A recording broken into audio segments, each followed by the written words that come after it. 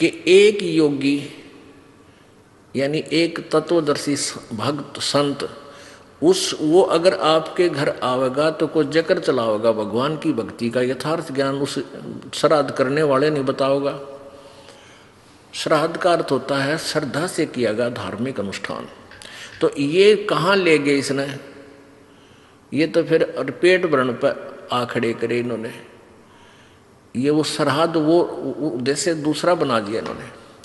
तो संत पूर्ण संत होते हैं, वो ज्ञान देते हैं, अपनी मजदूरी करते हैं, पहले पूरा ज्ञान समझाते हैं वो क्या कहना चाहता है, भगवान कैसा है, कौन है, और फिर 2 रोटी खाएंगे कि तब बाद में उनके, या अपनी आरती उर्ती करेंगे 100 प्रकार के अपने क्रियाक्रम करके जब कभी भोजन खाते हैं। तो वो हो सकता है उस प्यारी आत्मा का समझ में आ जा भाई भक्ति ये करनी चाहिए, ये श्राद्ध नहीं करने चाहिए इस तरह।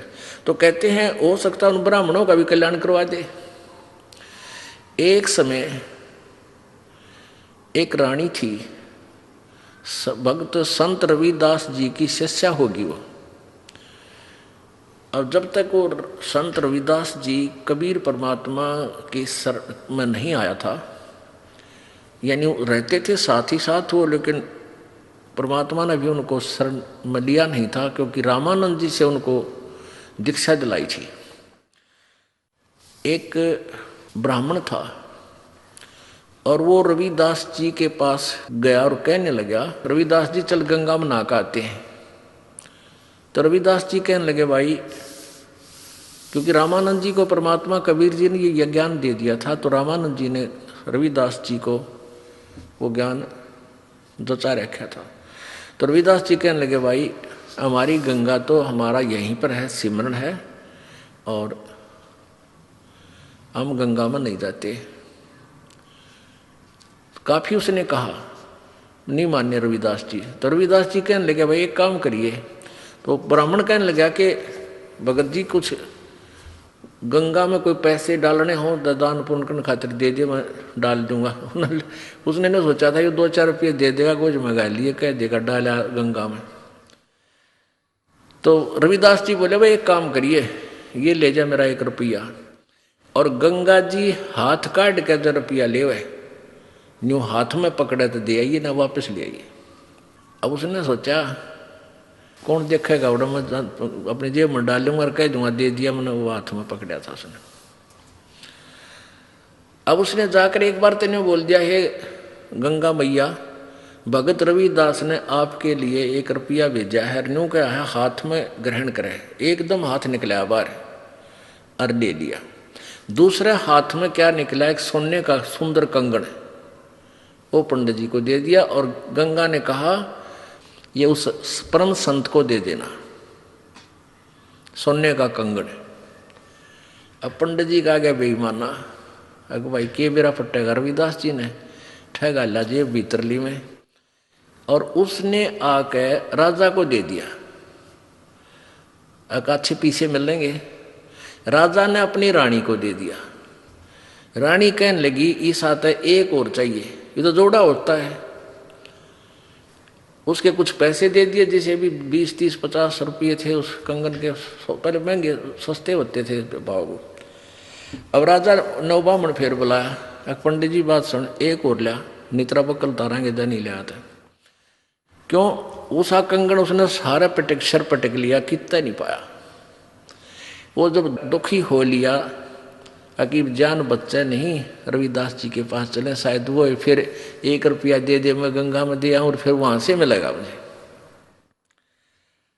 तो फिर रविदास जी के पास गया पंडित जी, कहने लगे भगत जी आज तेरे हाथ में मेरे परिवार की जान है।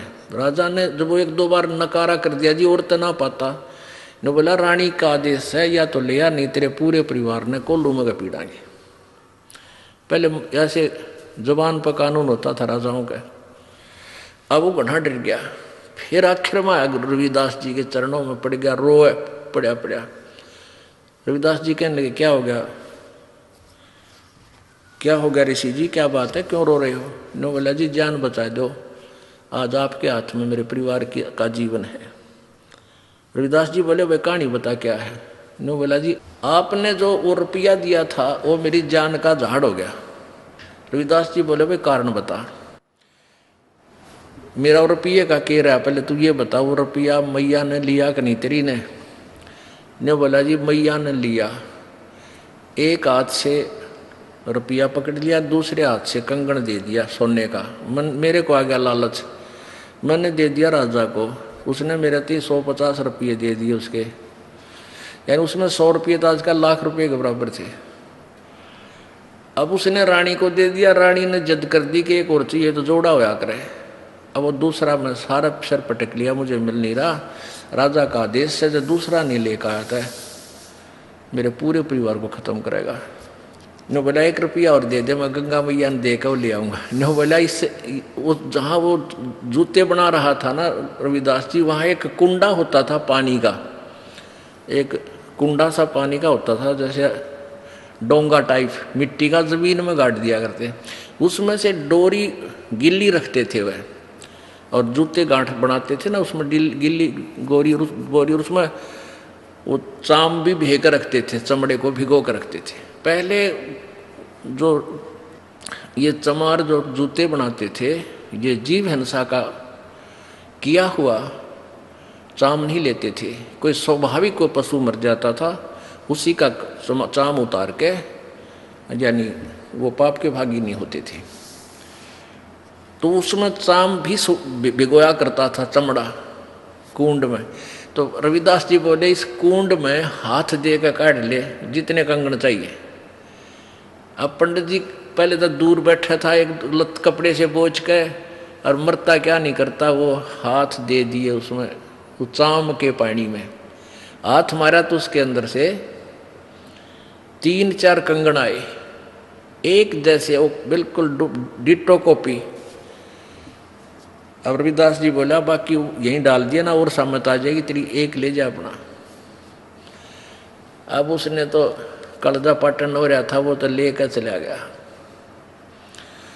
अब वो रानी ने पूछा भी तू लाया कितने पल दनाटे था, सच्ची बता, उन्होंने सारी कहानी बता दी। तो वो रानी इतनी प्रभावित हुई ऋषि जी तय उससे, रविदास जी से, उन्होंने, रानी ने उसको गुरु बना लिया रविदास जी को।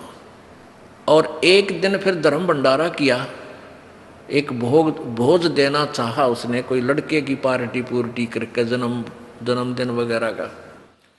उसमें 700 तो ब्राह्मण आ रहे, ब्राह्मण पंडित जी, और उधर से गुरु जी को भी आमंत्रित करना जरूरी था कि गुरु के बिना कोई अनुष्ठान नहीं करना चाहिए। रविदास जी को बुला रखा। रविदास जी को रानी ने आदर सत्कार से अलग से एक सुंदर आसन बिछा कर उसको ऊपर विराजमान कर रखे। उधर से ब्राह्मणों को न्योता दे दिया, सामने ब्राह्मण 700 ब्राह्मण आके और पंक्ति बना के भोजन के लिए पोजीशन पकड़ गए, और उधर से भोजन परोस दिया, सामने भोजन परोस दिया। जब तक भोजन नहीं आता ना, इतना नीत रहा केला होंगे, जलेबी आओगी, लड्डू आओगी, वो ध्यान नहीं रहता कौन कित बैठा है। जब पूरी थाली भर ली, जब देखा उन्हें इधर उधर करके, उन्हें देखा रहा यू चमार बैठा है यहाँ पर, सारे खड़े हो गए। न बोले रानी तने हमारी बेइज्जती कर दी है, हम भोजन नहीं करेंगे। अब ये चमार यहाँ बैठा रखा है, तने तो हमारा दीन भ्रष्ट कर दिया, हम ब्राह्मण हैं। अब रानी कहने लगी ब्राह्मणों रोटी खानी है तो खा लो ना, मेरे गुरुजी तो यहीं बैठेंगे, ये नहीं उठेंगे यहाँ से। अब रविदास जी कहने लगे रानी बात सुन बेटी, आय अतिथि का अनादर नहीं करते, पाप लगा करे। रविदास जी खड़े हो गए और कहने लगे विप्रो, मैं अपनी औकात भूल गया था, मेरा स्थान तो आपके जूतों में है, मैं वहाँ बैठता हूँ जाके, आप भोजन पाओ, रुष्ट ना हो, इस बच्ची को दोष लग जाएगा। अब रानी मना करती है, और गुरु जी रविदास जी कहने लगे बेटी गुरु का आदेश पालन होता है, आप मत बोलो। और वहाँ जाकर बैठ गए जहाँ उन्हें जूते निकाल रखे थे। रविदास जी वहाँ बैठ गए, अपना भोजन कर रहे हैं। अब वो पंडे लागे छक्कन पे रोटी फटाफट। अब प्रत्येक पंडित के साथ में एक रविदास भोजन खा रहा है। 700 पंडित और 700 रविदास जी रूप बन गए और उनके साथ में रोटी खावे। वो सामने वाला पंडित कहता है, अरे तेरे साथ ये चमार रोटी खा रहा है। रविदास कहता तेरे साथ भी तो खा रहा है। वो कहता तेरे साथ भी तो खा रहा है। अब सारे कूद कूद पड़े। रविदास जी कहते हैं, ए ब्राह्मणों, मेरी और इंसल्ट मत करो, मैं तो देखो यहाँ बैठा हूँ, मुझे बदनाम मत करो। वहां देखा सचमुच वहां भी बैठा और 700 रूप में उनके साथ खड़े। तब रविदास जी खड़े हुए ने बोले, पेट भरो, तुमने ना तो भगवान का बेरा, तुम तो पेट भरने की का ठेका ले रहे हो। कहने लगे तुम इस जनेऊ से मोटे मोटे टांग रखे नो। तो परमात्मा रविदास जी बोले, जनेवा तो मुक्ति ना हो भाई, भक्ति से मोक्ष होगा। और तुम जनेवा चाहते हो, कहते अपना को हथियार गेल ले रहे थे चाम छोलन का, इतनी लंबी खुरपी सी वैग रहे। वो कहते हैं यूँ, वो तो एक लीला थी, कौन सी खाल पाड़े थे, एकदम न्यू करके दिखा दिया। ने बोले देखो मेरे अंदर सोने का जनेऊ है भाई, तुम तो इस सूत का बोझ मरो। तब कहते हैं 2 घंटे तक प्रवचन किया उस पर संत ने। वो 700 के 700 पंडितों ने वो जनेऊ काट कर फेंक दिए, रविदास जी के चरणों में शीश समर्पण कर दिया, नाम ले लिया। गरीबदास जी ने लिखा है 1.25 मन सूत होया था उनके गला में का, 1.25 मन सूत, और उनने उन 700 पंडितों का उद्धार कर दिया। तो यहाँ क्या बता रहे हैं, वही बता रही है ये विष्णु पुराण कि यदि एक सत साधक के सामने 1000 ये पेट भर श्राद्ध खानिए भी बैठे हों, उनका भी उद्धार और श्राद्ध यजमान का भी यानी भगत का भी उद्धार वो एक ही योगी कर देता है।